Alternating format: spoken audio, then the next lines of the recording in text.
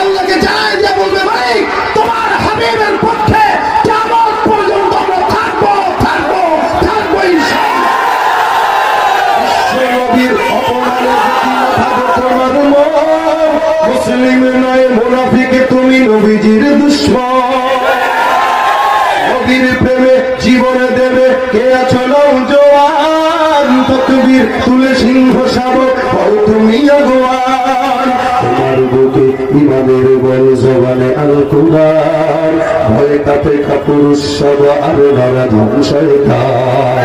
জীবনের চেয়ে বুকে আছে বেশি নবীজির সম্মান, কেমনে তুমি থাকবে বসে বলে তার অপমান। ঠিক না?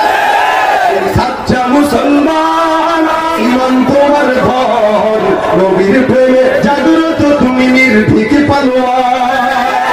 এসো কোরআনের আঙিনায়, এসো শান্তির মোহনায়।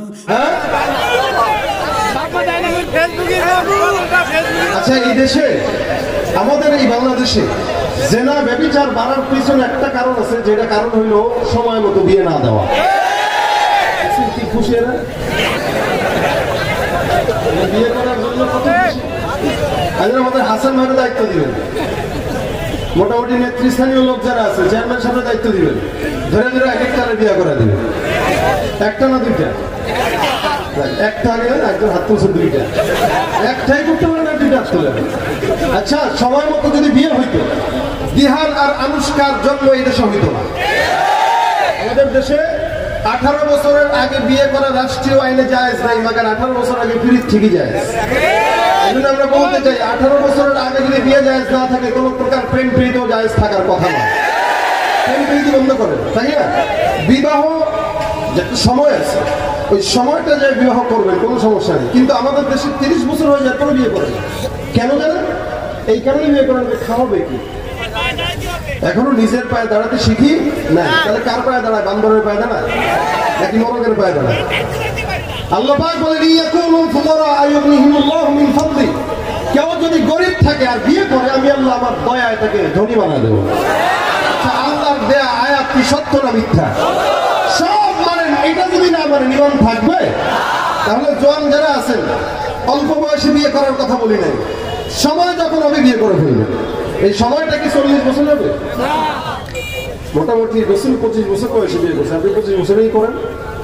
আমাদের দেশে 35 বছরে বিয়ে করছে, 30 বছর হয়ে গেছে, এখনো মেয়ের বয়স হয় নাই। তো আমার মেয়ে এখনো বাচ্চা।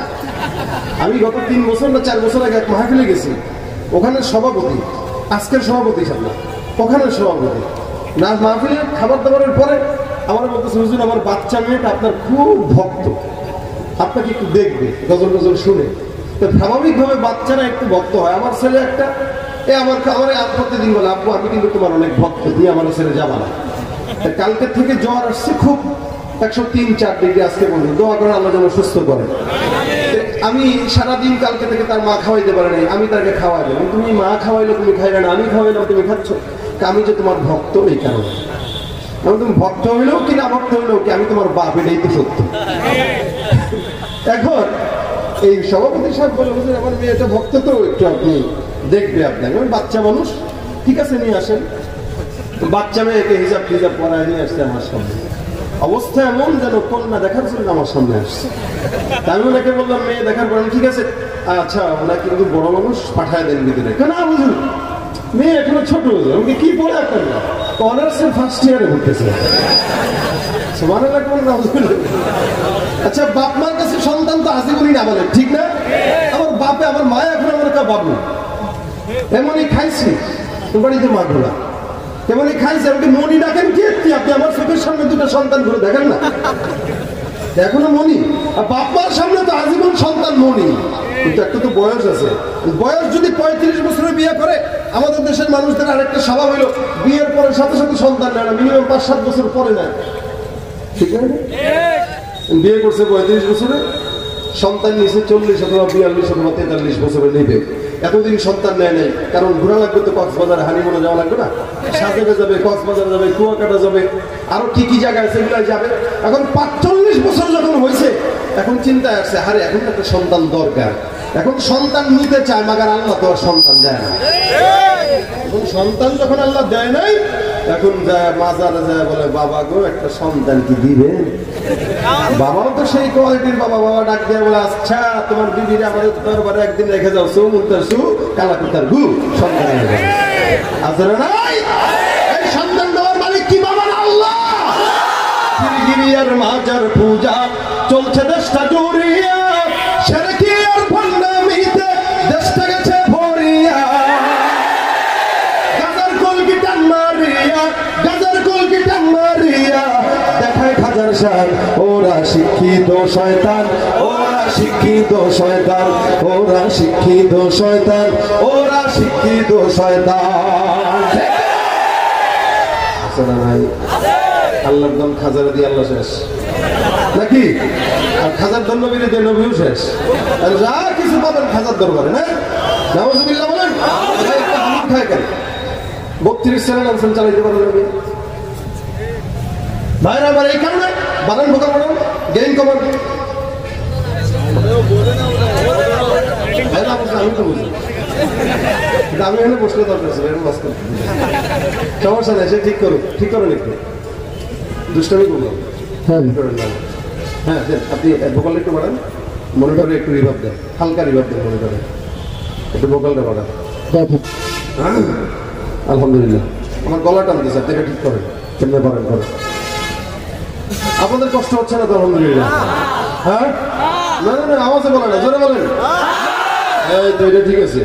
আওয়াজ হবে বিড়ালের মতো না সিংহের মতো? বিয়ের সময় মতো করা দরকার আছে না নাই? এক সাহাবী রাসূলের কাছে এসে বলে হুজুর আমার তো সম্পদের অভাব দূর হয় না। বলে কিসের অভাব? অভাব হইল হুজুর আমি খাইতে পারতেছি না, রুটি রোজগার নাই। রাসূল বলে যাও বিয়ে করো। সাহাবী বলে হুজুর আমি নিজেই খাইতে পারি না, আবার বিয়ে করবো? হ্যাঁ বিয়ে করো। গেছে সোজা আজ একটা বিয়ে করছে। এখন আগে খাইতো রুটি একটা, এখন খায় দুইজন মিলে একটা। রাসূলের কাছে কিছুদিন পরে এসে বললেন হুজুর রুটি তো আগে একা খাইতাম, এখন দুইজন মিলে খাই একটা। রাসূল করিম সাল্লাল্লাহু আলাইহি ওয়াসাল্লাম বলেন আরেকটা বিয়ে করে যাও। বেচারা বলে হুজুর এমনিও চলতে পারে না সংসার, এখন আরেকটা করবো? বলে হ্যাঁ যাও করো। রাসূলের আদেশ মানতে যায় সাহাবী আরেকটা বিয়ে করলেন। এখন বউ কয়টা? দুইটা। দেখেন রাসূলের আদেশ, দুইটা বউ। এখন রুটি একটারে ভাগ হয় কয়টা? তিনটা। কিছুদিন পরে আবার রাসূলের কাছে এসে বলে হুজুর চলতেছে না হুজুর, রুটি আগে খাইতাম একটা একা, এখন খাই তিনজন মিলে একা। হুজুর বলে যাবি আরেকটা কর। সাহাবী এসে বলে হুজুর বিয়ে যে আরেকটা করতে বললেন, আমার তো অবস্থা এই। রাসূল যা করো, বাসায় এসে আরেকটা বিয়ে করবো। এখন বউ হইলো কয়টা? জোরে বলেন। তিনটা। তিনটা। এখন স্বামী সহ বউ তিনটা সহ, রুটি একটা, ভাগ হইতেছে কোয়ার্টার, চারটা। এখন কিছুদিন পর আবার রাসূলের কাছে এসে বলে হুজুর আর পারতেছি না, ক্ষুধার জ্বালায়। রাসূল ডাক দিয়া বলে যাও বিয়ে আরেকটা করো। হুজুর আপনি কি দুষ্টামি করেন? তাহলে আমি নিজেই খাইতে পারি না, তিনটা বিয়ে করলাম, আপনি বলতেছেন আরেকটা করতে। কয়টা করতে থাকবো? রাসূল বলে চারটা পর্যন্ত শরীয়ত বলে যা তুই চারটা কর যা। সাহাবী কোনো কথা ছাড়া বিয়ে আরেকটা করলেন, বউ হয়ে গেল চারটা।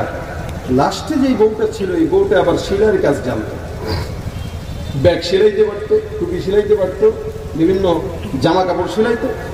এই সেলাইওয়ালা বউ আরো তিনজনকে সেলাই শিখাইল। এখন এই চারজন মিলে সেলাই করে ব্যাগ বিক্রি করে একা। বউ যদি থাকতো একটা, তাহলে একজন সেলাই করতো, সে বিক্রি করে শেষ করে ফেলতো। কিন্তু এখন চারজন সেলাই করে, সে বিক্রি করে শেষ করতে পারে না। সুবহানাল্লাহ। এখন সম্পদ বাড়ছে না কমছে? রাসূলের কাছে কিছুদিন পরে একটা চাদর নিয়ে এসে বলে হুজুর এই যে গিফট। বলে হুজুর কিরে তোর তো লোন আনতে পান্তা ফুরাইতে, তুই আমার গিফট দিস? বলে হুজুর 4 নম্বর বউ যেটা পাইছি মাশাআল্লাহ দিলে, এটা বিবাহ করার পর থেকে আল্লাহ পাক আমাকে বরকত দান করে দিয়েছে 1000 গুণ। এজন্য বিবাহ এটা মানুষের সমাজের ভিতরে বরকত দেয়, সন্তানে বরকত দেয়, রুজি রোজগারে বরকত দেয়, কাজের ভিতরে নাশাত পয়দা করে। এজন্য বিবাহ করবো, মাগার জেনা ব্যভিচার ধর্ষণ করবো না ইনশাআল্লাহ। আল্লাহ পাক আমাদেরকে গুনাহমুক্ত জীবন দান করবে, বলেন আমিন। এটা রাসূলের আখলাক। কেউ যদি এটাকে খারাপ মনে করে তাহলে সে রাসূলের উম্মত নয়। রাসূলের যে কোনো সুন্নতকে যদি কেউ অবজ্ঞা করে সে রাসূলের উম্মত নয়। এই আখলাকটা আল্লাহ পাক রব্বুল আলামিন রাসূল করিম সাল্লাল্লাহু আলাইহি ওয়াসাল্লামের জন্য দিয়েছেন। উত্তম আখলাক এমন কোনো মানুষ দুনিয়াতে পায় নাই। 40 বছর পর্যন্ত পয়গম্বরের কোনো ভুল কোনো বান্দা ধরতে পারে নাই। 40 বছর পরে যখন নবুয়তের দাওয়াত পাওয়ার পরে মানুষকে দাওয়াত দেয়, এখন আবু জাহেল বলে মোহাম্মদ পাগল, উতবা বলে মোহাম্মদ পাগল, সায়বা বলে মোহাম্মদ পাগল। আল্লাহ পাক বলে, আরে আমার হাবিব, আমার থেকে যে নির্বাচিত এই রসুলকে যদি কেউ পাগল বলে, আমি আল্লাহ সহ্য করতে পারি না। আল্লাহ পাক রব্বুল আলামিন কসম খায় অন্যান্য সময়, ওয়াশ-শামসি ওয়া দুহাহা ওয়াল কমারি ইযা তালাহা ওয়ান নাহারি ইযা জাল্লাহা ওয়াল লাইলি ইযা ইয়াশাহা ওয়াস সামা'i ওয়া মা বানাহা। এক এক সময় আল্লাহ পাক রব্বুল আলামিন এক একটা আয়াতের কসম খায়, এক একটা জিনিসের কসম খায়। কখনো রব্বুল আলামিন আসমানের কসম খায়, কখনো জমিনের কসম খায়, কখনো পাহাড়ের কসম খায়, কখনো সূর্যের কসম খায়, কখনো চন্দ্রের কসম খায়।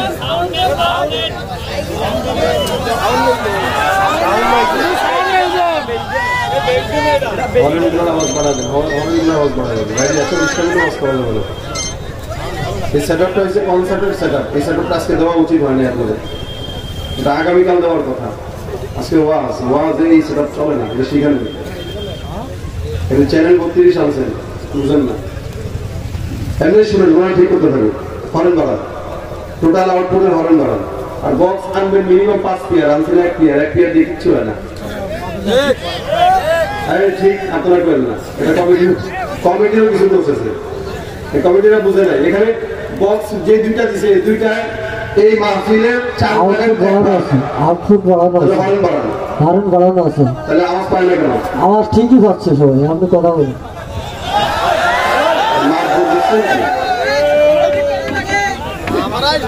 এতগুলো মানুষের কানে কি ভয় না? আমি পড়াই দিচ্ছি। আচ্ছা, বাড়াই দেওয়ার পরে বলো, আগে কমকে। আচ্ছা, আপনারা চুপ থাকেন, এখন তো পারে না করবো। আমি গেছি জ্ঞান কমান করেন্টটা বাড়া দিলে হবে বাস। ভাইয়ের আমার এক এক সময় আল্লাহ পাক রব্বুল আলামিন কখনো সূর্যের কসম খায়, কখনো চন্দ্রের কসম খায়, কখনো আসমানের কসম, কখনো জমিনের কসম। আল্লাহ পাক রব্বুল আলামিন বলেন, আসমান জমিন দুনিয়া সৃষ্টি করার 50,000 বছর আগে আমি আল্লাহ পাক রব্বুল আলামিন একটা কলম সৃষ্টি করলাম, নুন ওয়াল কলমি ওয়া মা ইয়াসতুরুন। আমি আল্লাহ পাক রব্বুল আলামিন কলমের কসম খাইলাম, কলম যা যা লিখেছে তার কসম খাইলাম। কলম কি কি লিখলো বলো? কলম আসমান লিখলো, জমিন লিখলো। আপনার মতো আমার মতো কোনো বান্দা যখন তৈরি হয় নাই, আল্লাহ পাক রব্বুল আলামিন দুনিয়া সৃষ্টি করার 50,000 বছর আগে একটা কলম বানায় দিয়া বলেন, ইন্না আউওয়ালা মা খালাকাল্লাহুল কলমা সুম্মা ক্বালা লাহু উকতুব ফাজারা ফি তিলকা সাআতি কাইনুন ইলা ইয়াউমিল কিয়ামা। হে দুনিয়ার বান্দা, আমি আল্লাহ দুনিয়া সৃষ্টি করার 50,000 বছর আগে একটা কলম বানাইলাম। ওই কলমকে আমি আল্লাহ পাক রব্বুল আলামিন আদেশ দিয়ে দিলাম, কলম তুমি লেখো, আসমানের কথা লেখো, জমিনের কথা লেখো, পাহাড়ের কথা লেখো, সমুদ্রের কথা লেখো। এই মাহফিলে কোন কোন বক্তা প্রধান আলোচক হবে, কোন কোন সভাপতি হবে, কে প্রধান অতিথি হবে, কে বিশেষ অতিথি হবে, এই সমস্ত কিছু সৃষ্টি করার 50,000 বছর আগে কলমটা লিখে দিয়েছে। ওই কলমটা যখন আল্লাহ পাক রব্বুল আলামিনের সমস্ত সৃষ্টি জগতের কথা লিখলো, আল্লাহ পাক রব্বুল আলামিন নিজাম অনুযায়ী দুনিয়া সৃষ্টি করলেন, কিয়ামত পর্যন্ত চলবে।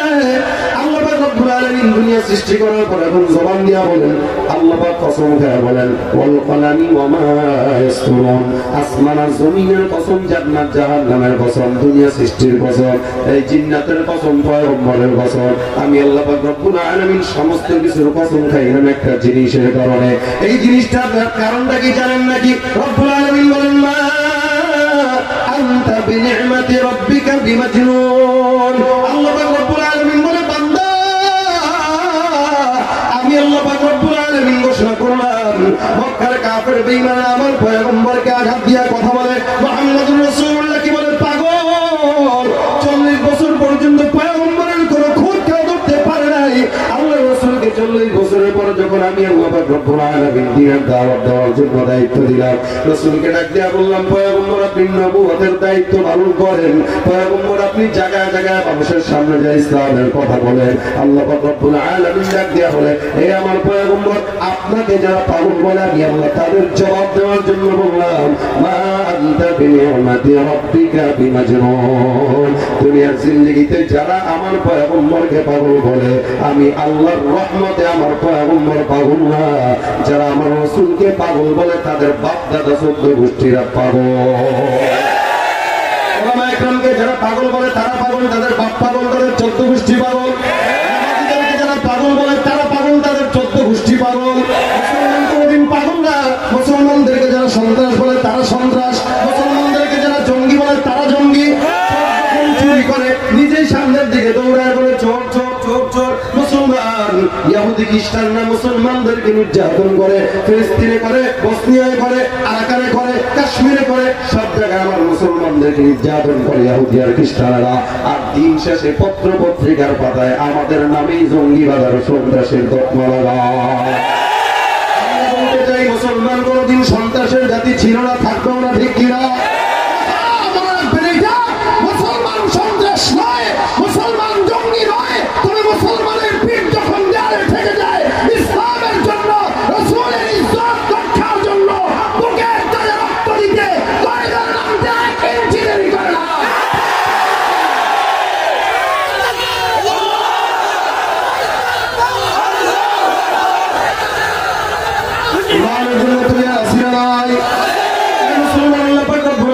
সুতরাং পয়গম্বরের ব্যাপারে কথা বলতে গেলে সাবধান, কারণ পয়গম্বরটা সাধারণ কোনো মানুষ না। আল্লাহ পাক রব্বুল আলামিন বলে, দুনিয়ার জিন্দেগিতে কোন দিক থেকে দেখবেন সব দিক থেকে দামি হলো পয়গম্বর। আপনি দুনিয়ার জিন্দেগিতে কোনো মানুষের দিকে যখন নজর দিবেন, একটা মানুষকে সামনে থেকে দেখলে মজা লাগে, সাইড থেকে দেখলে খারাপ লাগে। কিছু মানুষ আবার দেখতে উঁচু, আবার কিছু মানুষ আছে খাটো, কিছু মানুষ আছে সামনের থেকে দেখলে সুন্দর, পিছন থেকে দেখলে খারাপ লাগে। কিন্তু আমার পয়গম্বরকে কোন দিকে তাকাবেন? হযরত আবু হুরায়রা রাদিয়াল্লাহু তাআলা আনহু বলেন, মা আহসানা মিনকা লাম তারা কাত্তু আইনি। দুনিয়ার এমন কোন চোখ নাই যে চোখটা মুহাম্মদুর রাসূলুল্লাহ থেকে সুন্দর কোন মানুষ দুনিয়ার জমিনে দেখেছে। জাবের রাদিয়াল্লাহু তাআলা আনহু বলেন, আমি একদিন পূর্ণিমার চন্দ্রের রাত্রিতে উঠানের ভিতরে বের হলাম, দেখে আমার পয়গম্বর বসা। আল্লাহর হাবিবের দিকে আমি তাকাইলাম, আসমানের দিকে একবার তাকায় দেখি পূর্ণিমার চাঁদ, নিচে আমার জমিনের ভিতরে পয়গম্বর মুহাম্মদ বসা। জাবের রাদিয়াল্লাহু তাআলা আনহু ডাক দিয়া বলে, আমি একবার আসমানের চন্দ্রের দিকে তাকাই, আর একবার জমিনের পয়গম্বর মুহাম্মদুর রাসূলুল্লাহর দিকে তাকাই, একবার আসমানের চাঁদের দিকে তাকাই, আরেকবার পয়গম্বরের দিকে তাকাই। আল্লাহর কসম, আসমানের চন্দ্রের চাইতে আমার পয়গম্বরের চেহারা কোটি গুণে বেশি সুন্দর। ভাইরা আমার, এই নবীর শুধু চেহারার দিক থেকে সুন্দর না, দুনিয়ার শুরু লগ্ন থেকে আজ পর্যন্ত যত শিশু বাচ্চা দুনিয়ার জিন্দেগিতে জন্মগ্রহণ করেছে, সব শিশুর ভিতরে সর্বশ্রেষ্ঠ শিশু ছিলেন মুহাম্মদুর রাসূলুল্লাহ সাল্লাল্লাহু আলাইহি ওয়াসাল্লাম। তার প্রমাণ হইল, মা আমিনা ডাক দিয়া বলে, অন্যান্য বাচ্চা যখন পেটের ভিতরে গরমের ভিতরে থাকে, মাদের বমি আসে, মাদের পেটের ভিতরে লাথি দেয়, কিন্তু আমার মুহাম্মদ যখন আমার পেটের ভিতরে গরমের ভিতরে থাকে, আল্লাহর কসম আমি এমন কোনোদিন বুঝিও নাই মুহাম্মদ যে আমার পেটের ভিতরে আছে, কোনোদিন কষ্ট অনুভব করি নাই, বমিও কোনোদিন আমার আসে না। শুধু তাই না, আপনি আমি দুনিয়ার জিন্দেগিতে জন্ম যখন গ্রহণ করি তখন কেমন ভাবে করি বলে, নাপাক অবস্থায় দুনিয়াতে আসি। আপনি আমি নাপাক অবস্থায় আসার পর কান্নাকাটি শুরু করে দেয়। আমার আরেক দেয়া বলে, মুহাম্মদ যখন দুনিয়াতে আসে আল্লাহ পাক রব্বুল আলামিন তাকে কেমন দামি বানাইলো। আল্লাহ রাসূল যখন দুনিয়ার জমিনে ভূমিষ্ঠ হয়, কিবলার দিকে সিজদারত অবস্থায় পয়গম্বর মায়ের গর্ভ থেকে জমিনে নামে। তার মানে নবী দামি না কম দামি বলেন? সমস্ত দুনিয়ার মানুষের চাইতে দামি না কম দামি? বর্তমানে আমরা তো ফেসবুক, সেলিব্রিটি, ইন্টারনেটের কারণে পয়গম্বর মুহাম্মদুর রাসূলুল্লাহ এমন একজন পয়গম্বর, দুনিয়ার শুরু লগ্ন থেকে শেষ পর্যন্ত কোনো ইন্টারনেট নাই, কিচ্ছু নাই। পয়গম্বর বিনা ইন্টারনেটে, বিনা প্রকাশে, বিনা প্রচারে আমার পয়গম্বর দুনিয়ার সর্বশ্রেষ্ঠ সেলিব্রিটি, ঠিক কিনা? কোন দিক থেকে দেখবেন, যেদিক থেকে দেখবেন সেদিক থেকেই উন্নত। বাইরে আমার আল্লাহ পাক রব্বুল আলামিন বলে পয়গম্বরকে আমি আল্লাহ পাগল যদি বানাইতে না তো আমার দান করতাম না। ওয়া ইন্না লাকা লাআজরুন গায়রু মামনুন। আল্লাহ পাক রব্বুল আলামিন বলে রাসূল দুনিয়ার জিন্দেগিতে আমি আপনাকে এত নিয়ামত দান করলাম, পাগল যদি হইতে এত নিয়ামত দিত না। এলাকার ভিতরে কোনো পাগল থাকলে সর্বোচ্চ 2 টাকা দান করবেন, 5 টাকা দিবেন, 10 টাকা দিবেন, বেশি দিবেন না। কারণ পাগলকে যদি কেউ লক্ষ কোটি টাকার বান্ডিল দেয়, পাগল এটার মর্যাদা বুঝবে না। আল্লাহ পাক রব্বুল আলামিন পয়গম্বরকে এমন নিয়ামত দান করেছেন। হযরত আলী রাদিয়াল্লাহু তাআলা আনহু বলেন, আমি একবার পয়গম্বরকে নিয়ে বসা, আল্লাহর রাসূল সাল্লাল্লাহু আলাইহি ওয়াসাল্লামের কাছে ওহী নাযিল হইল। ওহী আসার পর পয়গম্বর দুর্বল হয়ে যাইত, খুব বুঝেন। ওহী আসার পর পয়গম্বর দুর্বল হয়ে যেতেন। রাসূল করিম দুর্বল হওয়ার পর হযরত আলীর রানের উপরে মাথা দিয়ে ঘুমায় গেলেন। হযরত আলী আসমানের দিকে তাকায় দেখে আসরের নামাজের সময় শেষ। একটু একটু করে আসরের নামাজ শেষ হতে হতে মাগরিবের দিকে সূর্য আগায়।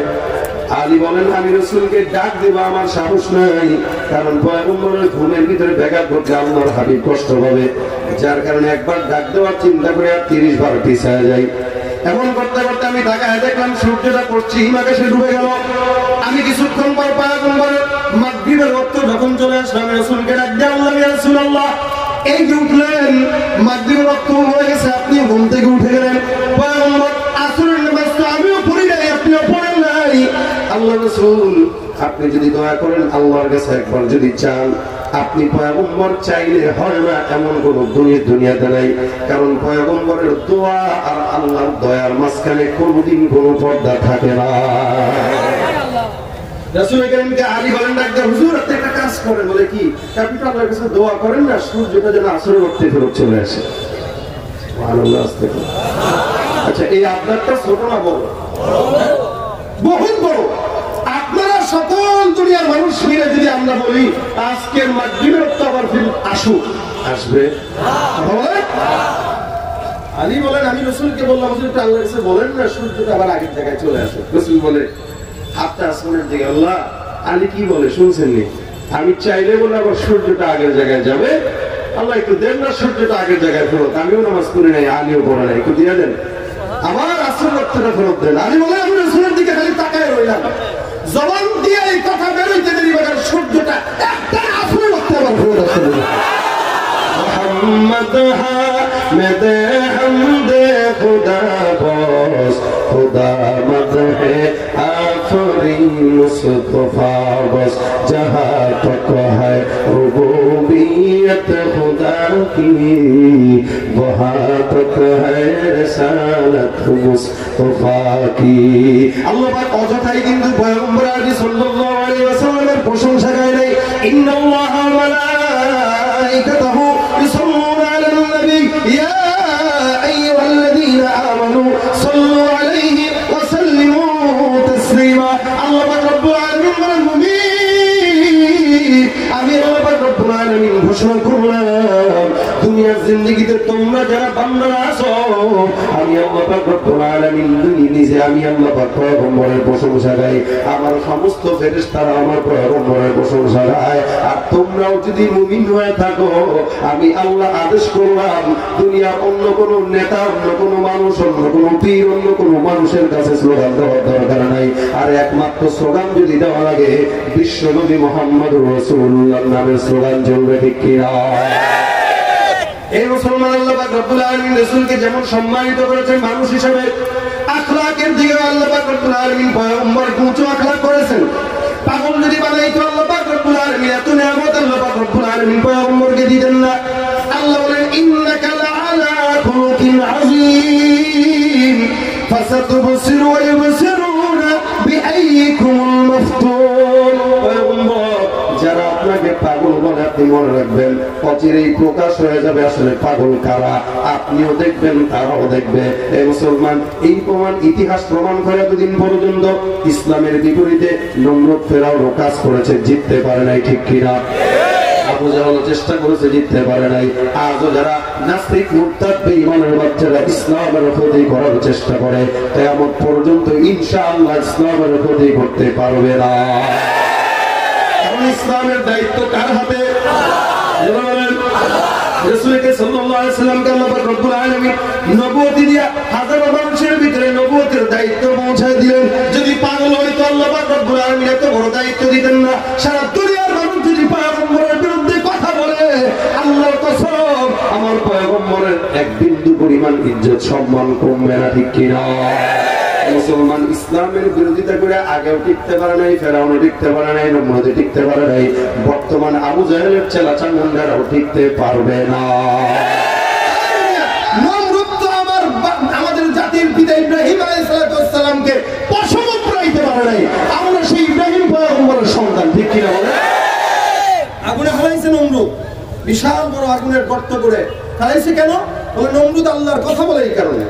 আচ্ছা, নমরুদ যে আল্লাহকে ইব্রাহিম নবীকে ফেলাইলো আগুনে, ওই সময় জিবরাইল আমিন গেছে, খুব মহব্বত নিয়ে গেছে, যা বলে স্যার কোনো কিছু কি দরকার আছে? ইব্রাহিম নবী বলে তোমার পাঠাইছে কি? কেউ পাঠায় নাই, আপনারা আগুনে ফেলাই দিছে নমরুদ। আমি চিন্তা করলাম একটু মহব্বত নিয়ে আপনারা যাই সেবা করতে। দেখেন আগুনের ভিতরে করতেছি, ইব্রাহিম নবীর জবাব কি জানেন? আল্লাহ যদি না পাঠায়, আল্লাহ কি মারা গেছে বলে না? আল্লাহ যদি না বলে, তাহলে তোর মতো জিবরাইলের সহযোগিতা আমার ইব্রাহিমের কোনো দরকার নাই। তাহলে আমি কি করবো? মালিক রে, আমি ইব্রাহিম মালিকের জন্য অপেক্ষা করে এই জায়গায় বসে আছি, যায় বন্ধা। আচ্ছা, আল্লাহর জন্য যে অপেক্ষা করে, আল্লাহ পাক তাকে কি একা ছেড়ে দিবে? আল্লাহ কয় ইয়া নারু কুনি বারদান ওয়া সালামান আলা ইব্রাহিম। ইব্রাহিম পয়গম্বর আগুনের ভিতরে গেছে। ইব্রাহিম আগুনও কার গোলাম? ইব্রাহিমও কার গোলাম? জেলখানা যদি কোনো চোর ঢুকে, দ্বিতীয় দিন আরেকটা চোর যদি ঢুকে, একবার দোস্ত দুই চোরে মিশে ভালো আজকে চল খেলা দেখাই। আর ইব্রাহিম আল্লাহর গোলাম, আগুনও আল্লাহর গোলাম, দুই গোলাম একসঙ্গে হয়ে গেছে। আল্লাহ বলে আগুন তোর কাজ হলো জ্বালাও, কিন্তু আজকে তোর কাজ জ্বালানো থাকবে না। আজকে থেকে তোর কাজ যতদিন ইব্রাহিম এখানে থাকবে, ততদিন তুই আগুনটাকে জান্নাতের বিছানা বানাই দিয়েছিস। আচ্ছা, ইব্রাহিম আগুনের ভিতরে পড়ছে, 40 দিন গেছে, 40 দিন পরে ইব্রাহিম উঠছে ওইখান থেকে। আচ্ছা, এখানে যদি কোনো মানুষকে 40 দিন পরে আপনি কাপড় দিয়ে আসলেন, 40 দিন আগে, 40 দিন পরে কাপড়ের কাপড়টা এমনি নিয়ে সিগারেট কাতে ধরা এলাকায় হাঁটে আর দোস্ত কেমন আছো? হ্যাঁ, ও মাগো ভূত নাকি? ভূত ভূত ভূত ভূত ধরে সব পড়াবে। ইব্রাহিম নবী 40 দিন পরে আগুনের থেকে উঠছে। মানুষকে ইন্নাল লেখি আমি ইব্রাহিম ইব্রাহিম কমার বইটা এখানে কেন? কে যে পুরো সুস্থ, বলে সুস্থ মানে পশম করাইতে অবস্থায় যা ইব্রাহিম নবী কি পশম করাইতে অবস্থায়। এই মনে রাখবেন, যারা ইসলামের বিরুদ্ধে চারণ করেন, কোরআন যাদের পছন্দ হয় না, ইসলাম যাদের পছন্দ হয় না, ওয়াজ মাহফিল যাদের পছন্দ হয় না, কোরআনের কথা যাদের কাছে বিষয়ের মতো লাগে, আল্লাহ পাক রব্বুল আলামিনের পয়গম্বরকে যারা সহ্য করতে পারেন না, মনে রাখবেন আমরা ইব্রাহিম নবীর সন্তান, আমাদের বাপের পশম পুরাইতে পারেন নাই। ইনশাআল্লাহ শেষ জামানার নবীর উম্মতদের পশম ছিঁড়তে পারার মতো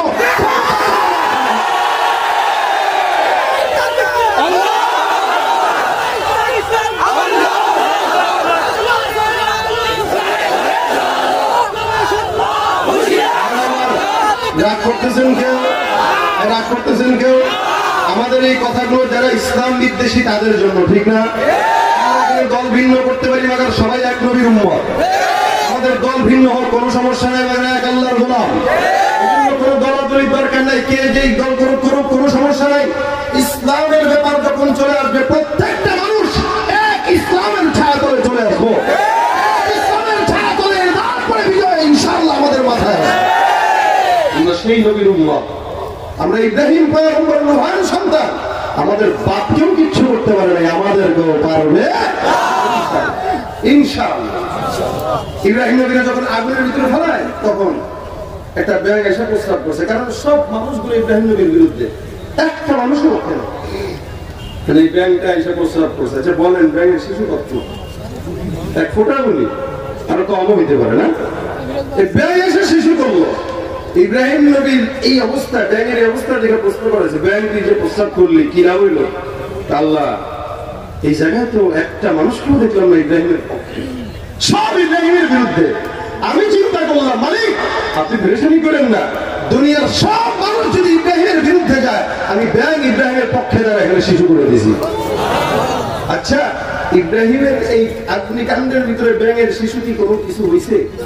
কিন্তু চেষ্টা তো করছে।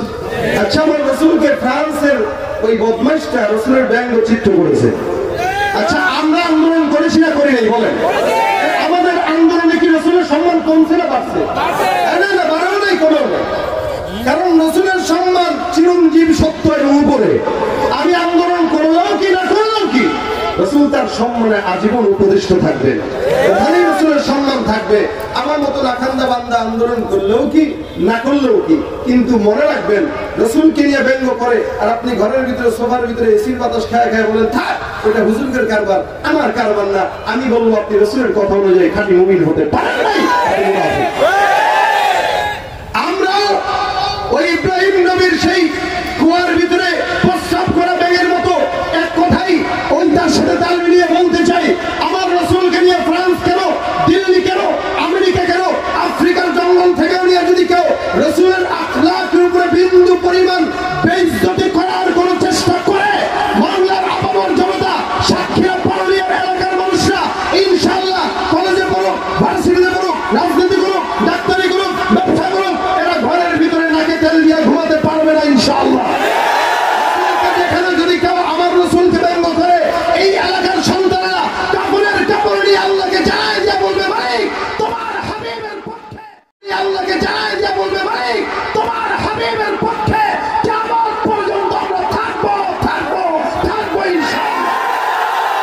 বিশ্বনবীর অপমানে থাকো তোমার মন, মুসলিম নয় মুনাফিক তুমি নবীজির দুশমন। নবীর প্রেমে জীবন দেবে কে আছো নওজোয়ান, তাকবীর তুলে সিংহ শাবক হও তুমি আগুয়ান। তোমার বুকে ইমানের বল জবানে আল কুরআন, ভয়ে কাঁপে কাপুরুষ সব আর নরাধম শয়তান। জীবনের চেয়ে বুকে আছে বেশি নবীজির সম্মান, কেমনে তুমি থাকবে বসে বলে তার অপমান। ঠিক না? সাচ্চা মুসলমান, ইমান তোমার ধন, নবীর প্রেমে জাগ্রত তুমি নির্ভীক পালোয়ান। সবাই তুমি সাচ্চা মুসলমান, ইমান তোমার ধন, নবীর প্রেমে জাগ্রত তুমি নির্ভীক পালোয়ান। শ্রেষ্ঠ নবীর ব্যঙ্গ করে পাপিষ্ঠ আর বদনসিব, আমরা তাদের ঘৃণা জানাই ধিকি ধিকি ধিকি শতধিক। জাতিসংঘের কাজে কি তবে দর্শক হয়ে থাকবে চুপ, সাম্প্রদায়িক সম্প্রীতি আর যাচ্ছে ভেঙে পাচ্ছে লোক। আজকে যারা কুলাঙ্গারের পক্ষপাতী করছো সব, তোমরা কেহ ছাড় পাবে না, সত্য ধরা পড়বে ঠিক। হবে ধিকৃত হবে বিশ্ব জুড়ে, নিন্দা ঘুরাবে জাগলে মুসলমান, জাগলে মুসলমান। তুমি সাচ্চা মুসলমান, ইমান তোমার ধন, নবীর প্রেমে জাগ্রত তুমি নির্ভীকে পালোয়ান। রসুলের জন্য আমরা দিলটাকে নরম করে দালালি যদি করা লাগে, গোলামি যদি করা লাগে, মুহাম্মদুর রাসূলুল্লাহ গোলামি করতে রাজি আছি না নাই? কারণ কি আমার চোখের সর্বশ্রেষ্ঠ মানুষ হলেন মুহাম্মদুর রাসূলুল্লাহ, ঠিক কিনা?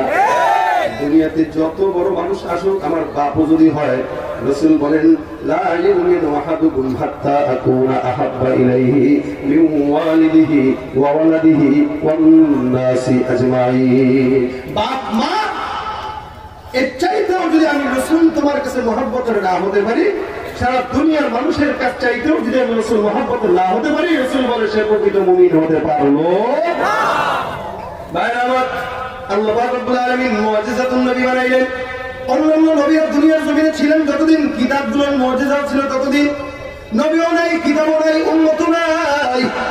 মাগার মুহাম্মদুর রাসূলুল্লাহ না থাকলেও রাসূলের মুআজিজা আছে না নাই? এই যে কোরআন, আল্লাহ পাক রব্বুল আলামিনের দুনিয়া যতদিন থাকবে, রাসূল না থাকলেও কোরআনের মতো মুআজিজা দুনিয়াতে টিকে থাকবে। ভাইরা আমার, এটা হলো রাসূল করিম সাল্লাল্লাহু আলাইহি সাল্লামের আখলাক আর ফজিলত। আল্লাহ পাক রব্বুল আলামিন পয়গম্বরকে এত দামি বানাইলেন, রাসূল করিম এই আজকের দিনে সম্ভাব্য মুফাসসিরিনে কেরাম বলেন এই আজকের দিনটা রাসূল কারীমকে মেরাজে নেওয়া হয়েছিল রাত্রিতে, রাতের শেষ অংশে পয়গম্বর মেরাজে গেছেন অল্প সময়ের ব্যবধানে, মাত্র কয়েক মিনিট আল্লাহর হাবিবকে মেহমান করে আল্লাহ পাক রব্বুল আলামিন মেজবান হয়ে নিয়েছেন। সুবহানাল্লাযী আসরা বিআবদিহি লাইলান মিনাল মাসজিদিল হারামি ইলাল মাসজিদিল আকসা, মসজিদে হারাম থেকে আকসা পর্যন্ত, তারপরে ঊর্ধ্বাকাশ, আসমান জমিন যা আছে সবকিছু আল্লাহ পাক অল্প সময়ে দেখাইলেন। এটা কি সম্ভব না অসম্ভব? আল্লাহ যদি চায় সম্ভব না অসম্ভব? এখন রাসূল সবকিছু দেখলেন, বাইতুল মুকাদ্দাসে নামাজ পড়ছেন, মেরাজ শেষ, রাসূল আসছেন, ফজরের নামাজের পর সাহাবা একরামদেরকে বলতেছেন এই ঘটছে রাত্রেবেলা। সাহাবা একরাম তো বিশ্বাস করছে। এখন এক কথা দুই কথা করে করে পুরা মক্কায় খবর পৌঁছায় গেছে, কাফেরদের কানেও গেছে। এখন ফজরের নামাজের পরে কিছু কাফের আসছে, এসে ডাক দিয়ে বলতেছে, শুনলাম উল্টাপাল্টা কিছু বলতেছো তুমি মুহাম্মদ, নাউযুবিল্লাহ। কি তুমি বলে মেরাজে গেছো, কি কি দেখাইছে আল্লাহ? হ্যাঁ। এই সমস্ত পাগলামি কোনো মনে হয়? আচ্ছা বলো, প্রশ্ন করতেছে এখন কাফেররা, তো বলো দেখি বাইতুল মুকাদ্দাস দেখতে কেমন? রাসূল জবাব দিতেছেন এমন এমন এমন। এখন যখন যেই প্রশ্ন করে ওই প্রশ্নের জবাব রাসূল দেয়, আটকাইতে যখন পারে না পিছন থেকে শয়তান সামনে এসে ধাক্কা দেবে, ওটা তারা আমার প্রশ্ন করতে দেয়। কি প্রশ্ন করবি? আমি প্রশ্ন করতে দেখি, বলো মুহাম্মদ বাইতুল মুকাদ্দাসের দরজা কয়টা বলো? আচ্ছা আপনারা বড় মসজিদে নামাজ পড়তে যান, কি দরজা গুনতে না নামাজ পড়তে? রাসূলকে দরজা গোনার কথা যখন বলছেন রাসূল একটু পেরেশানি হয়ে গেছে, কি রে দরজার কথা বলেন তো দরজা গুনতে চাই না। দেখেন রাসূল চুপচাপ আছে, আরেকটা পিছন থেকে এসে মুহাম্মদ বলো দেখি কোনা কয়টা? ওই কোনা কি আমি গুনতে গেছি? আমি তো নামাজ পড়তে গেছি। আরেকটা এসে দেখি মুহাম্মদ বলো বাকি কয়টা? আল্লাহ দ্বারা জিবরাইল আমার রাসূলকে আটকায় দিতেছে। রাসূল ছিল আমার মেহমান, আমি রব্বুল আলামিন পয়গম্বরের হয়ে আমি আল্লাহ পাক জবাব দিয়ে দিব, জিবরাইল বসে আছো কেন? যাও। জিবরাইল বলে কই যাও? আল্লাহকে যাবে না বাইতুল মুকাদ্দাসে উঠা। আল্লাহর আদেশে জিবরাইল আমিন তাৎক্ষণিকভাবে গোটা বাইতুল মুকাদ্দাসটাকে উঠা রাসূল কারীমের চোখের সামনে তুলে ধরে ফেলছেন। সুবহানাল্লাহ। হুজুর পেরেশানির কারণ নেই, আপনি বাইতুল মুকাদ্দাসের চোখের সামনে তুলে ধরলাম, একটা একটা করে দরজা দেখেন আর বেঈমানদের জবাব দিয়ে দেন। সুবহানাল্লাহ। এই হলো রাসূল। পাগল যদি হইতো নিয়ামত দিত নি? হ্যাঁ, এখন ডাক দিয়ে আবু জাহল সাহেবরা কয়, আরে পাগল এমন জাদু করতে দেখি নাই, কেমনে বললো এগুলো? আল্লাহ বলেন সাওয়াউন আলাইহিম আ'আনদারতাহুম আম লাম তুনযিরহুম লা ইউমিনুন। হুজুর পেরেশানি নিয়েন না, সব মানুষ যে ইসলামের ছায়াতলে আসবে এটা কোনো বিষয় না। হাজারো এদেরকে দাওয়াত দিলে ওরা খান্দা না খান্দা বরাবর সুদ, এদের কোনোদিন হেদায়েত হবে না। এরা এখন যেমন পরেও তেমন। কিছু মানুষ 40 বছর পর্যন্ত ওয়াজ করে, আজকেও সুদ খায়, আগামীকাল যে আরো বেশি খায়। আছে না নাই? আজকে সিগারেট টানছে, আগামীকাল যে গাঁজা খায়। হ্যাঁ, সারা রাত বয়ান শুনে ফজরের নামাজ দেখায়, এত ওয়াজ শোনার পর যদি ফজর পড়া লাগে, কিসের ওয়াজ শুনলাম? ঘরের দিকে ওয়াজ শুনলাম, মানে লুঙ্গি খুলে পাগড়ি বান্ধা অবস্থা আর কি। এজন্য কিছু কিছু মানুষের কপালে হেদায়েত জোটে না, কারণ হেদায়েত চাওয়ার জন্য আল্লাহর কাছে চাইতে হবে ইহদিনাস সিরাতাল মুস্তাকিম, ঠিক না? আল্লাহর কাছে কি চাই? হেদায়েত চাই, হেদায়েত। আল্লাহ তুমি সরল সঠিক পথের রাস্তায় আমাদেরকে হেদায়েত দান করো, বলেন আমিন। ভাইরা আমার, মুআজ্জিজাতুন নবী সাল্লাল্লাহু আলাইহি ওয়াসাল্লাম হাদিস শরীফে আছে, জাবের রাদিয়াল্লাহু তাআলা আনহু একবার রাসূলকে দাওয়াত দিলেন। দেখেন কেমন দামি। জাবের রাদিয়াল্লাহু তাআলা একবার রাসূলকে দাওয়াত দেয়, রাসূল কারীম জাবের দাওয়াত কবুল করলেন। জাবের রাদিয়াল্লাহু তাআলা বাসায় যা সুন্দর করে বিবিকে ডাক দিয়ে বললেন, ছাগলটা নিয়ে এসো। ছোট্ট একটা ছাগলের বকরি, এটাকে নিলেন, নিয়ে জাবের রাদিয়াল্লাহু তাআলা রাসূল আসবে দাওয়াত খাবে, এটার জন্য জাবের খুব খুশি। এখন যেহেতু জাবের রাদিয়াল্লাহু তাআলা খুশি, রাসূলকে দাওয়াত দিয়েছে, রাসূল আসবে, ছাগল জবাই দিয়েছেন, রাসূলকে খাওয়াবেন। খুব লক্ষ্য করেন, রাসূল আসবে, জাবের খুশি, ছাগল জবাই দিয়েছে। এখন এই কথাটা বাসায় তো জানাজানি হয়েছে, তো জাবের তো দুটো সন্তান ছিল। এখন বড়টারও ছোটটাই বলতেছে, ভাইয়া শুনলাম আব্বা নাকি ছাগল জবাই দিছে। বলে হ্যাঁ। ছাগল যদি জবাই করে কেমনে জবাই করছে, কোথায় করছে? কয় যে আমাদের ঘরের পিছনে করছে। ছোট মানুষ ডাক দেয়া বলে, কেমনে করছে? তুই শো আমি দেখাই। দুটোজনই ছোট তো, তুই শো আমি দেখাই। ছোটটা শুইছে, কেমনে? বড়টা একটা ছুরি আনছে, বাচ্চা মানুষ বুঝে না। ছাগল কেমনে জবাই করতেছে এটা দেখাইতেছে ছোট ভাইদের। অথচ তুই ওখানে মায়ের খাইছিস কেমনে খাইছিস? কেমনে খাইছিস জানো? এখানে কেমনে? এবার দুশো একটা মেরে দিচ্ছে যে এমনি। এই অবস্থা হয়েছে আর কি। জাবেরের বড় ছেলে বলতেছে কেমনে মাই করছে দেখবি হাত দেখা তো শুইছে, হাত পা বাঁধছে, বেঁধে আবার ছুরি দিয়ে কলার ভিতরে দিছে পোষ। যেই পোষ দিল ছেলের ফিনকি দিয়ে রক্ত বেড়ে ছেলের মরার অবস্থা, ছেলে মারা গেছে। এখন খুঁজতে খুঁজতে জাবের দিল ছেলে কই কই, এই বাচ্চারা কই গেছে? বাবা যে খুঁজতেছে হাজার জাবের যে খুঁজে, এখন এটা তো বড় ছেলে দেখতেছে ইন্নারি, আমি করলামটা কি? আমি দুষ্টামি করতে যাই ভাইরে মেরে ফেললাম। আমি কই যাবো? দৌড় মেরে গাছের উপরে উঠছে। বাবা তো আর তালাশ করে পায় না, খুঁজে খুঁজে আব্দুল্লাহ আব্দুল্লাহ আব্দুল্লাহ খুঁজতে খুঁজতে গাছের নিচে গেছে। এখন জানে যে তাকাইলে দেখে ফেলবে। এখন কি করছে? ইচ্ছা করে একটা লাফ দিচ্ছে, লাফ দিয়ে দৌড়াবে সে বাবা আসার আগে। যে গাছের থেকে লাফ দিচ্ছে সেও তো ছোট, লাফ দিয়ে মাথা ফেটে গেছে, সেও মারা গেছে। হাদিসের ভিতরে আছে জাবের রাদিয়াল্লাহু তাআলা এখন এই দুইটা লাশ, প্রথমে ছোট ছেলের লাশটা যখন বিবির কাছে দিয়েছে, বিবি কাঁদতে কাঁদতে শেষ। জাবের ডাক দেয়া বলতেছে, বিবি গো আমার, আজকের দিনটা মহা আনন্দের দিন, কারণ আমাদের ঘরে অন্য কেউ না, পয়গম্বর মুহাম্মদুর রাসূলুল্লাহ আমাদের ঘরে তাশরীফ আনবে। রাসূল যদি দেখে আমাদের মন খারাপ, আল্লাহর হাবিব আমাদের ঘরে দাওয়াত কবুল করবে না। যেহেতু রাসূল আমাদের দাওয়াত কবুল করলো, সুতরাং মন খারাপ করা চলবে না। আল্লাহর জিনিস আল্লাহ পাক নিয়ে গেছে, আমার সন্তানের চাইতে আমার দিলের ভিতরে পয়গম্বরের মহব্বত 100% বেশি। প্রথম সন্তানের লাশটা যখন দেখলো, বিবি হাহাকার করে কান্নাকাটির আওয়াজ। এরপরে খুঁজতে খুঁজতে আবার যায় গাছের নিচে, তাকায় দেখে বড় সন্তানের লাশ। এই লাশটা যখন দেখলো বাবা, উঁচা করে সুন্দর করে ঘরের ভিতরে নেয়। বড় সন্তানের লাশ দেখার পরে বিবি আর কান্না থামাইতে পারে না, চোখের পানি ছেড়ে বারবার কান্না করে আর বলে, কেমনে রান্না করবো, আমার তো রান্না আসবে না। স্বামী ডাক দিয়া বলে, বিবি রাসূল বলেছেন সন্তানের চাইতে তোমার রাসূল যদি তোমার কাছে দামি না হয়, তুমি মুমিন না। আল্লাহর কাছে কি জবাব দেব? আমার পয়গম্বর কিছুক্ষণ পর আমার ঘরের ভিতরে আসবেন। আল্লাহর হাবিব সাল্লাল্লাহু আলাইহি ওয়াসাল্লাম কিছুক্ষণ পর ঘরের ভিতরে আসলেন। জাবের রাদিয়াল্লাহু তাআলা সুন্দর করে সবকিছুর আঞ্জাম দিয়ে দেয়। সবকিছুর কাজ যখন জাবের শেষ করলেন, রাসূল করিম ঘরের ভিতরে তাশরীফ নিয়ে আসছে।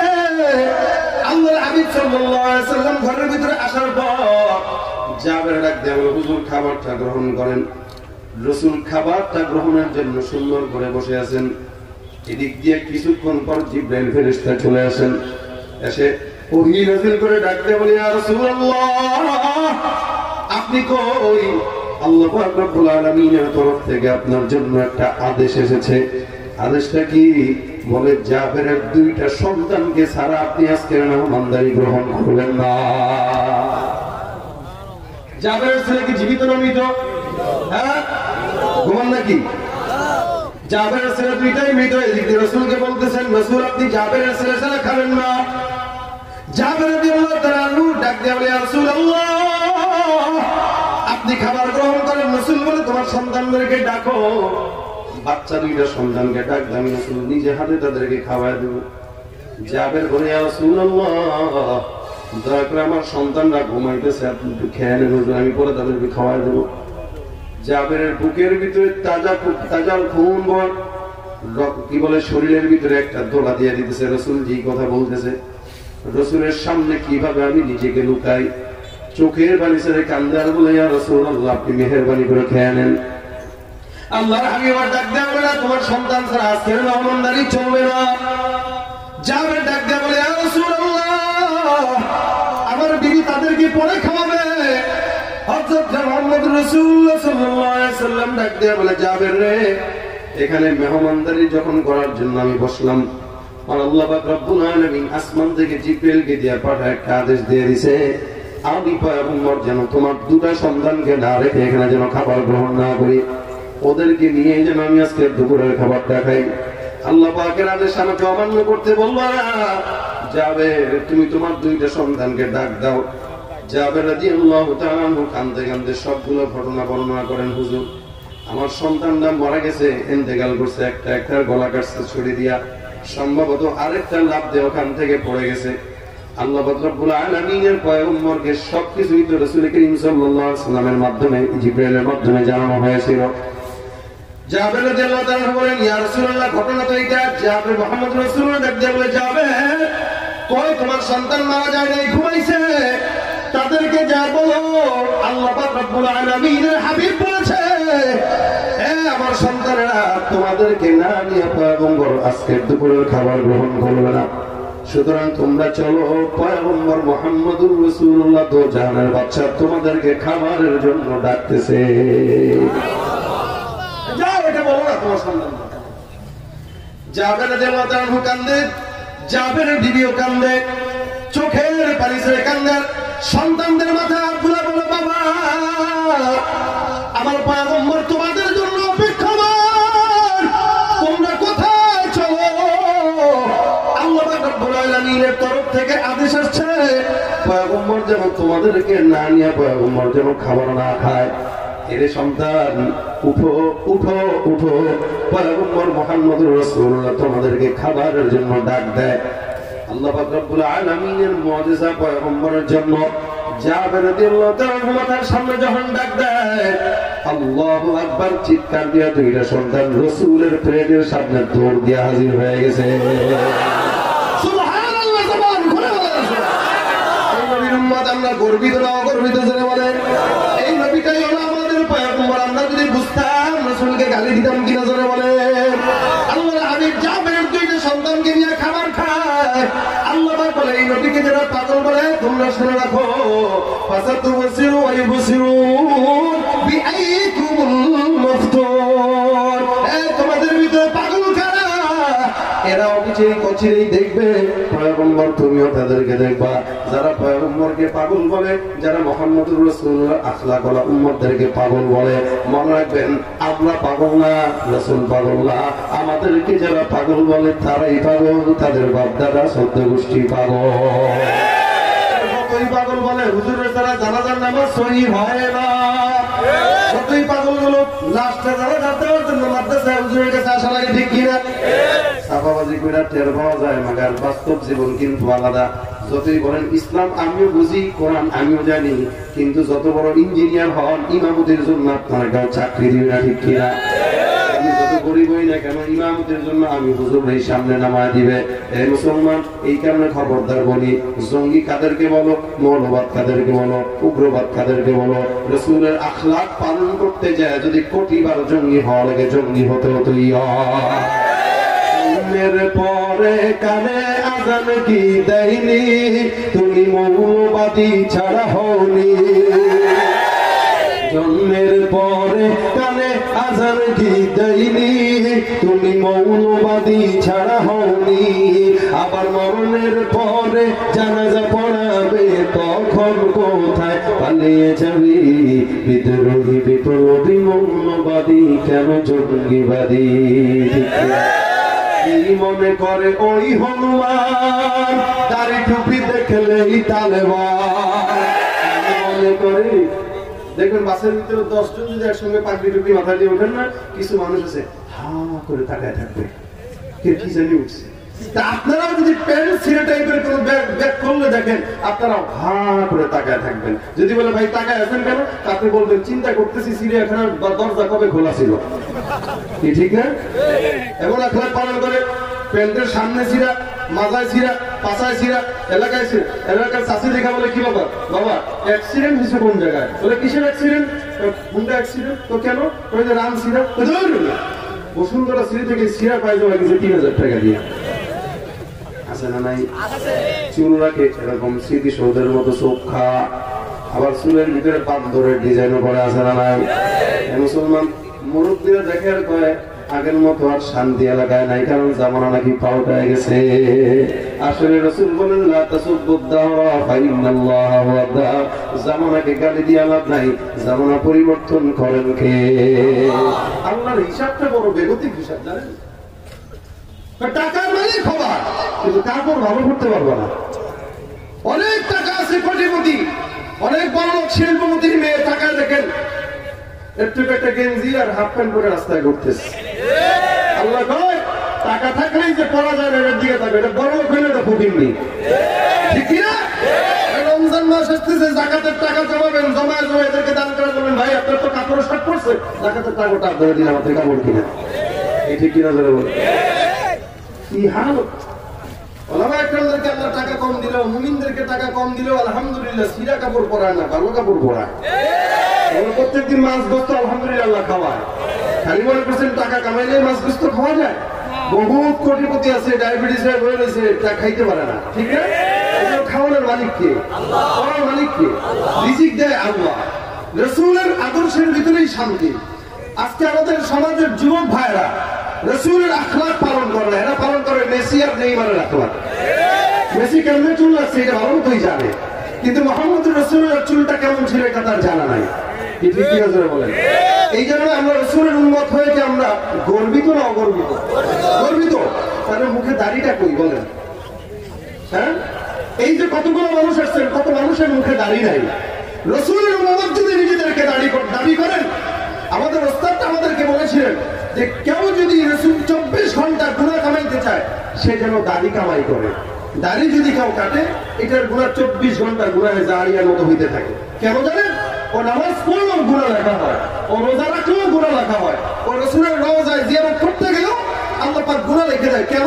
ও 24 ঘন্টা রাসূলের কলিজায় তীর মারতেছে। আমরা কি রাসূলের কলিজায় তীর মারবো?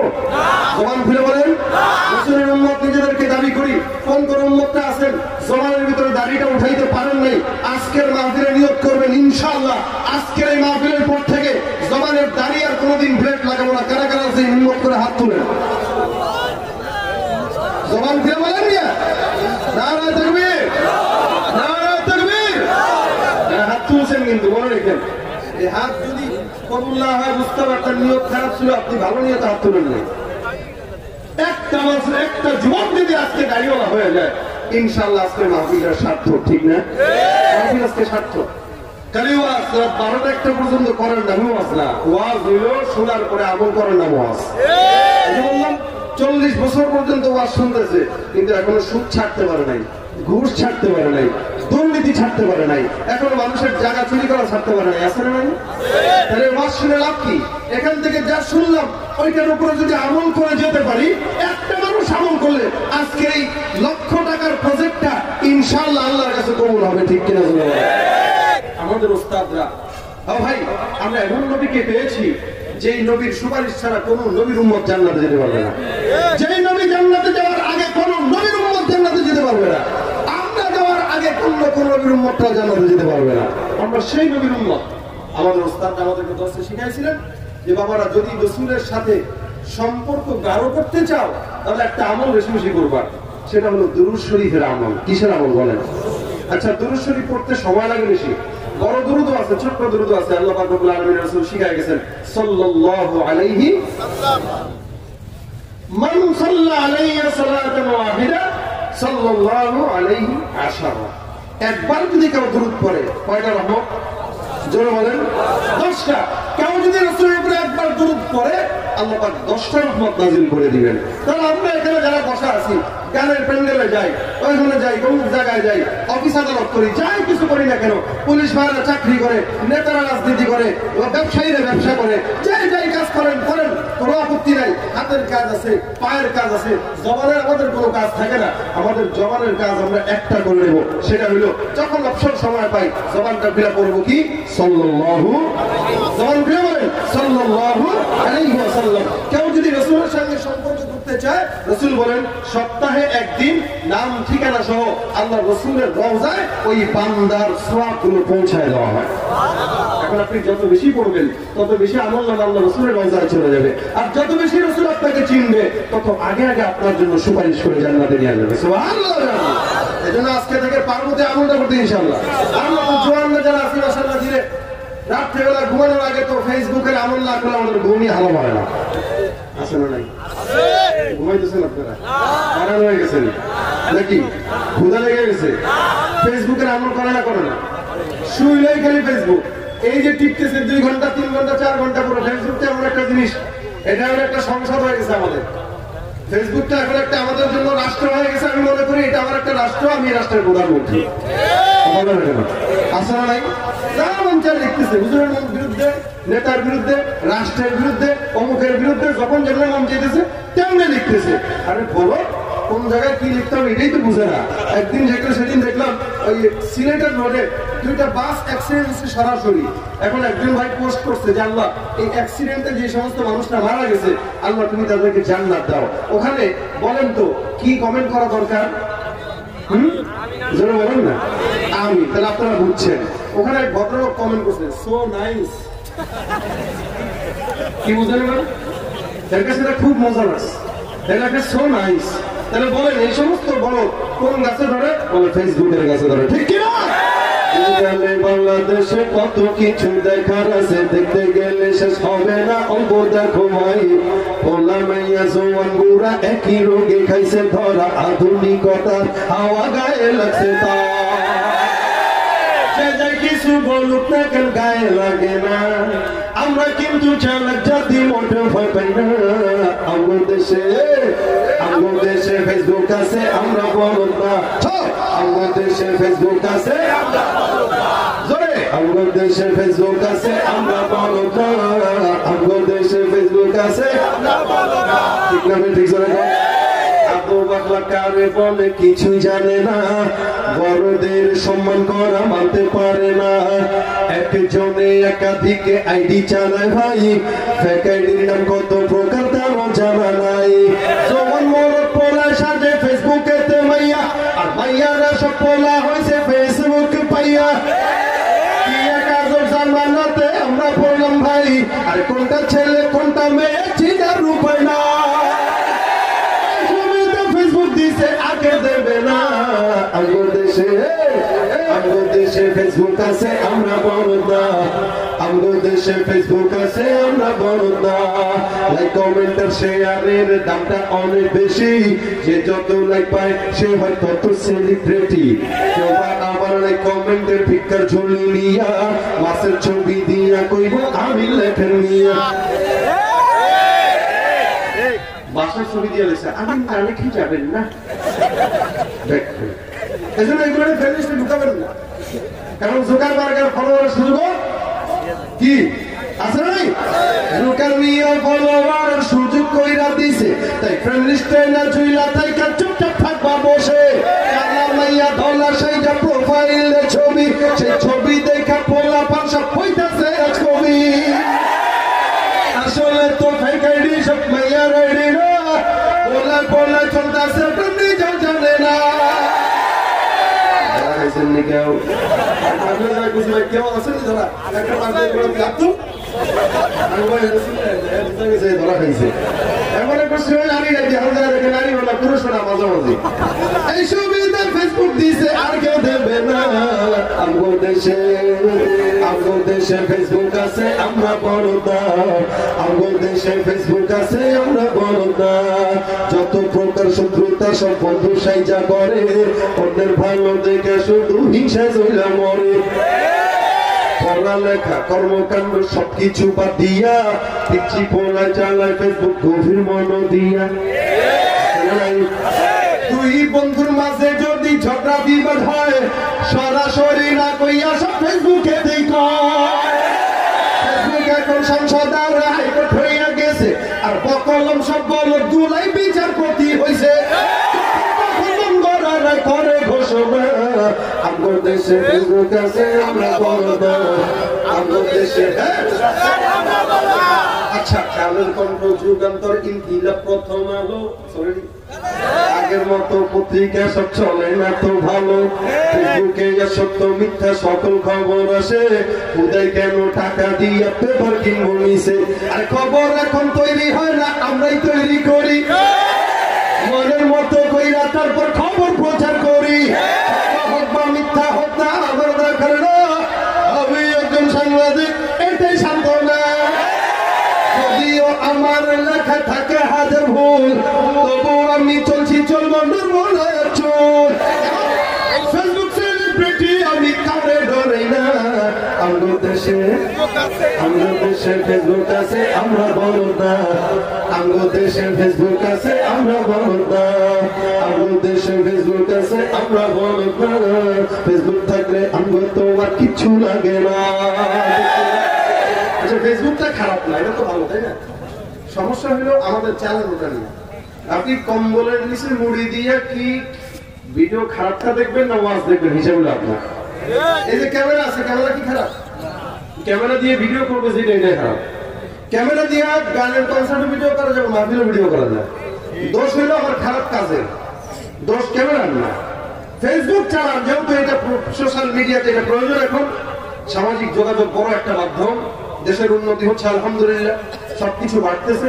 এখন এই উন্নতিটাকে আমি কি পর্যায়ে কাজে ব্যবহার করবো এটা হলো আমার হিসাব। উন্নতিকে নিয়ে যদি আমি ভালো কাজে লাগাইতে চাই ভালো কাজে লাগবে, উন্নতি যদি আমি খারাপ পথে লাগাইতে চাই খারাপ পথে ব্যবহার হবে। এখন আমরা কোন পথে লাগাবো বলেন? দ্বীনের পথে লাগাবো ইনশাআল্লাহ। আল্লাহ ফেসবুকে যাকারও বিরুদ্ধে কথাবার্তা না লেখা, মানুষের দোষ গোপন রাখেন।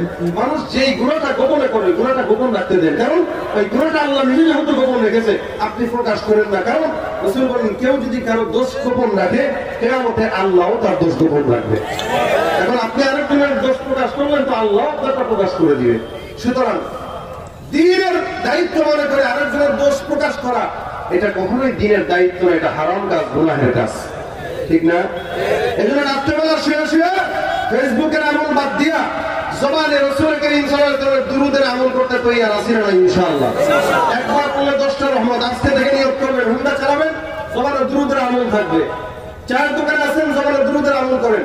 মা বোনরা রান্নাবাড়ি করতেছে তরকারি কুটেন তো দুরূদের আমল করেন, ওই তরকারির ভিতরে দুরূদের নূর চলে যাবে ইনশাআল্লাহ।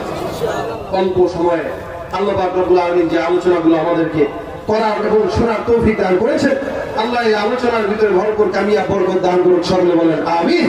আগামীকাল ইনশাআল্লাহ এই প্রোগ্রামটা হবে যেহেতু আপনারা আগামীকালও সময় মতো সবাই চলে আসবেন। অসংখ্য বাংলাদেশের সবচেয়ে বড় বড় শিল্পীদেরকে আলহামদুলিল্লাহ দাওয়াত দিয়েছেন। ইনশাআল্লাহ আমরা আগামীকালও সকলে আসবো। আল্লাহ পাক রব্বুল আলামিন যেন আমাদের সকলকে কবুল করে।